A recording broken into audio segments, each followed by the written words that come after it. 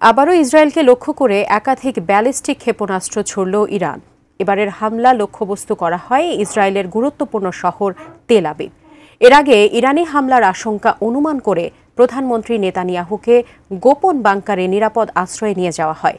ইসরায়েলের আগাম হামলার জবাবে এবার দৃশ্যত গেটস অফ হেল খুলে দিয়েছে তেহরান। বর্তমানে মধ্যপ্রাচ্যের পরিস্থিতি নিয়ে আরও বিস্তারিত জানাচ্ছেন ইশতিয়াক হোসেন।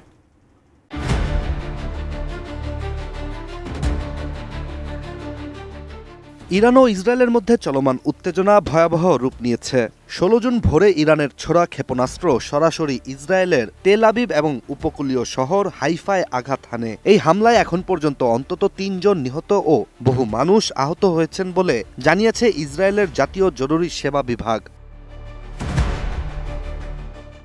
আন্তর্জাতিক বার্তা সংস্থা রয়টার্সের একটি প্রতিবেদন অনুযায়ী ইরানের নতুন এই হামলা শুরু হয় ১৬ জুন ভোর ৪টার কিছু পরেই, যার ফলে ইসরায়েলের তেল আবিব, পেতাক তিকবা এবং বনিব্রাক শহরে বিস্ফোরণের শব্দ শোনা যায়, বেজে ওঠে সাইরনও। এছাড়া এই হামলায় জনপ্রিয় সুক, হাকারমেল বাজার এবং আশেপাশের হোটেল ও ভবনগুলোও ব্যাপকভাবে ক্ষতিগ্রস্ত হয়েছে। হাইফায় অবস্থিত একটি বিদ্যুৎ কেন্দ্রেও আগুন ধরার খবর প্রকাশিত হয়েছে।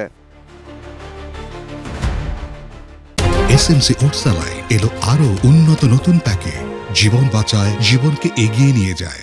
এদিকে ইরানের রেভলিউশনারি গার্ডস দাবি করছে এই হামলায় তারা নতুন কৌশল ব্যবহার করেছে, যাতে ইসরায়েলের আধুনিক প্রতিরক্ষা ব্যবস্থা নিজেরাই নিজেদের লক্ষ্যবস্তুতে পরিণত হয়। ইরানি এই হামলার জবাবে ইসরায়েল সরকার এখনো কোনো মন্তব্য না করলেও প্রতিরক্ষা বাহিনী সতর্ক করে জানিয়েছে সামনে কঠিন সময় আসছে। অন্যদিকে ইরানের স্বাস্থ্য মন্ত্রণালয় জানিয়েছে ১৩ জুন থেকে ইসরায়েলি হামলায় ইরানে এখন পর্যন্ত ২২৪ জন নিহত হয়েছেন, যাদের ৯০% বেসামরিক নাগরিক। আর এই পরিস্থিতিতে মধ্যস্থতাকারী কাতার ও ওমানকে ইরান সরাসরি জানিয়েছে তারা ইসরায়েলের আগ্রাসনের পূর্ণ প্রতিশোধ না নেওয়া পর্যন্ত কোনো যুদ্ধবিরতির আলোচনায় বসবে না। এছাড়া মার্কিন প্রেসিডেন্ট ডোনাল্ড ট্রাম্প জানিয়েছেন তিনি শীঘ্রই একটি সমঝোতা আশা করছেন। এছাড়া তিনি আরও জানান কখনো কখনো লড়াই করেই সমস্যার সমাধান করতে হয়। সবশেষ তিনি ইরানকে সতর্ক করে জানিয়েছেন যুক্তরাষ্ট্রকে হামলার লক্ষ্য করলে পরিণতি ভয়াবহ হবে।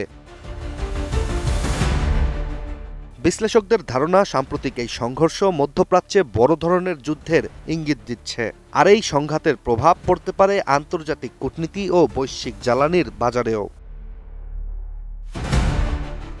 Ishtiaq Hossain, ATN news.